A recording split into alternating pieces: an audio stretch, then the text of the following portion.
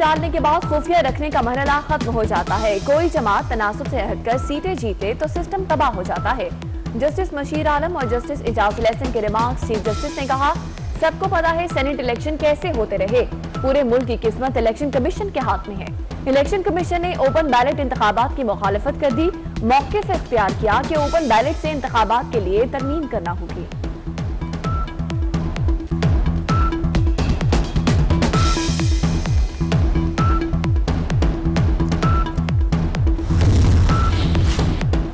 बड़े ऐवान में एंट्री का बड़ा इम्तिहान। सलीम मांडवीवाला, सादिक मेमन, तलबशा खान, शेरी रहमान, फरहतुल्लाह बाबर के कागजात नामजदगी मंजूर। हफीज शेख, तारिक फजल चौधरी के कागजात क्लियर। यूसुफ रजा गिलानी के कागजात नामजदगी पर फैसला महफूज।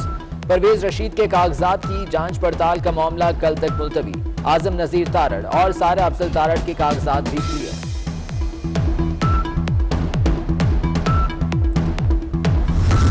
किसी चोर दरवाजे से आइन को अमेंड करने की कोशिश की हम मुकम्मल मुखालफत करते हैं।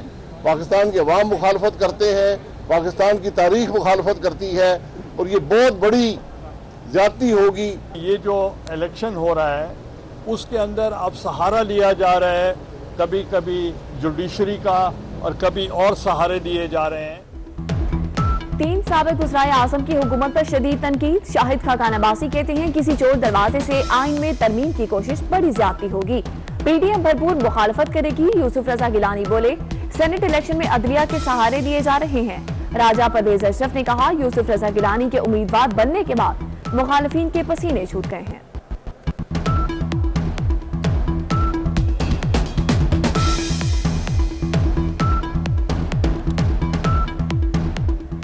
ये जो भी हथकंडे इस्तेमाल कर रही है, असल में इसकी बौखलाहट है। जनाब यूसुफ रजा गिलानी साहब के उम्मीदवार बनने के बाद इनके पसीने छूट गए। शरीफ बरादरान में टेलीफोनिक राबता। शहबाज शरीफ ने बड़े भाई की खैरियत दरियाफ्त की। दोनों रहनुमाओं में सियासी सूरत हाल और सेनेट इलेक्शन पर भी गुफ्तगू। अपोजिशन लीडर ने कमरे अदालत में सेनेट उम्मीदवारों के टिकट्स पर दस्तखत कर दिए।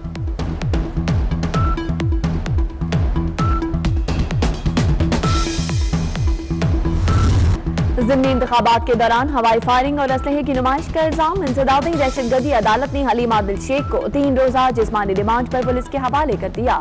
पीटीआई रहनुमा को बख्तरबंद गाड़ी में लाया गया। हलीम आदिल शेख बोले, फायरिंग भी हम पर, मुकदमे भी हम पर और गिरफ्तारियां भी हमारी। पीपल्स पार्टी ने कत्ल कराने की कोशिश की।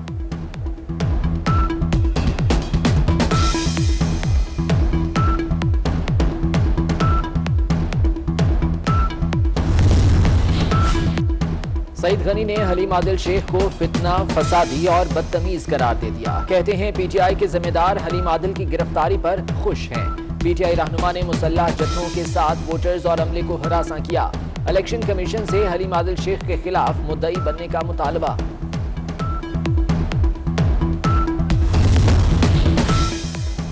जजेस टेक्नोलॉजी के केसेस ना सुना करें। वफाकी वजीर फवाद चौधरी की दरख्वास्त। कहते हैं, जरूरत नहीं हम सबके बच्चों के माँ बाप बन जाएं। टेक्नोलॉजी को सबसे ज्यादा झटका अदलिया से लगा। अदालती फैसलों से हमारा डिजिटल कंपनियों से ताल्लुक खराब हुआ।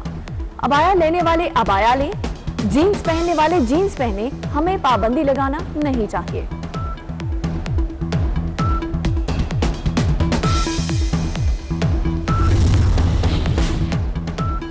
पाकिस्तान में क्रिप्टो करेंसी में तावान वसूली का पहला केस। लाहौर में गैर मुल्कियों से बिटकॉइन में तावान वसूल किया गया।